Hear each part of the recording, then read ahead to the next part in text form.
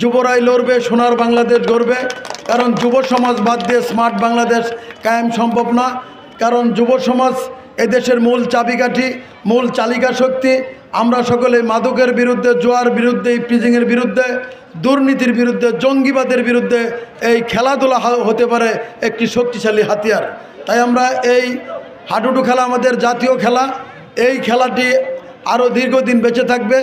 এই খেলার মাধ্যমে দুই অঞ্চলের একটি সেতুবন্ধন তৈরি হয়েছে। আজকে হাজারো হাজার দর্শক হয়েছে, বিশেষ করে অসংখ্য নারী দর্শক হয়েছে, যেটা এই এলাকার সম্প্রীতি, বন্ধন এবং আন্তরিকতা এবং এই খেলার প্রাণকে আরও বাড়িয়ে দিয়েছে।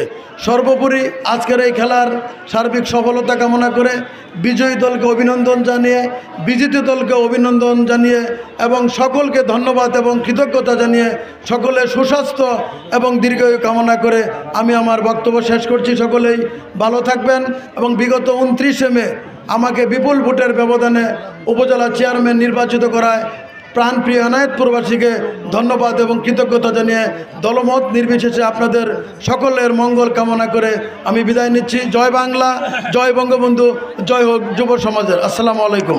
শান্তা ফিজিওথেরাপি সেন্টার, হাসপাতাল রোড, আখালিয়া হেলথ সেন্টারের পাশে। ফুলবাড়িয়া পৌরসভাবাসীর জন্য সুখবর। আপনার নিত্য প্রয়োজনীয় কেনাকাটা অধিক সহজ করতে সেকান্দার.com আপনার পাশে।